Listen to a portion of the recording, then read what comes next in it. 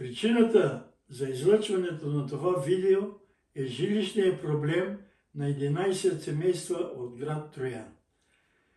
За баба Алино край Варна се говори, че е извършено незаконно строителство. А как ще коментирате жилищния проблем на 11 семейства, създаден от община Троян? За какво става дума? В чест на 13-я конгрес на БКП през 1986 г.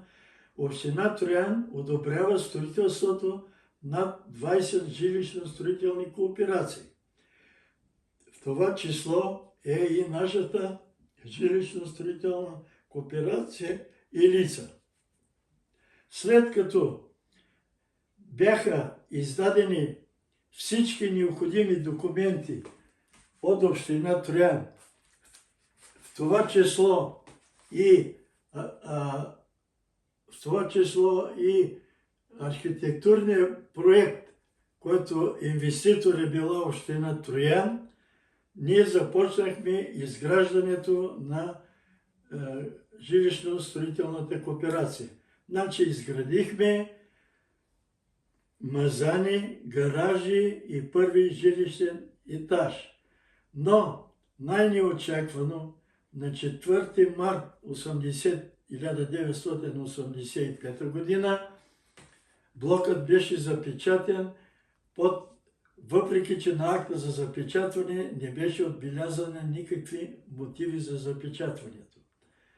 Така, ходихме на среща с първите ръководители на град Троян, кметът и председателят на БКП Събчо Търновски, и да питаме защо така се случва с нас. Те казаха следното нещо: не бойте се, момчета и момичета, вие ще си продължите построяването на блока. Но, уви, това не стана.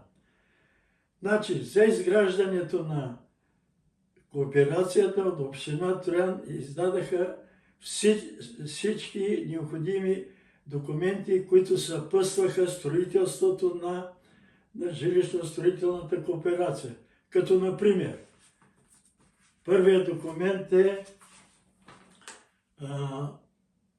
протокол номер 42 за отстъпване право за определение на строителна линия и ниво. Това е то. Следващия документ е договора за отстъпване право на строеж върху държавна земя. Ето го, подписан от 11 члена и община Троян. Това е той. След това имаме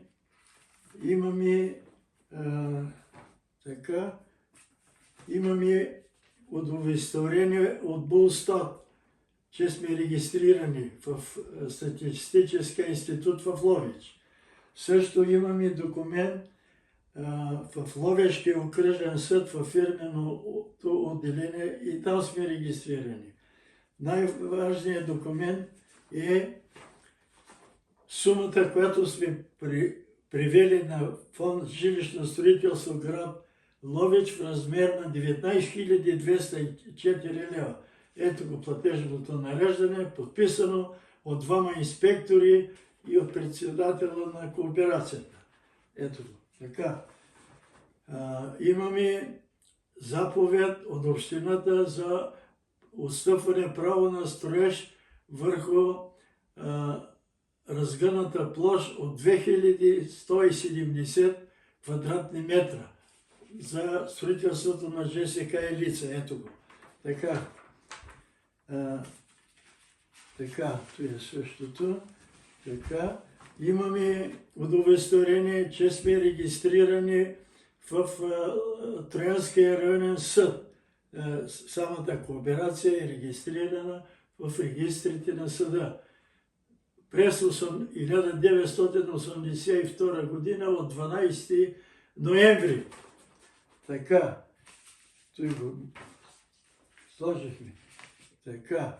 След като да запечатиха, обясних, че въпреки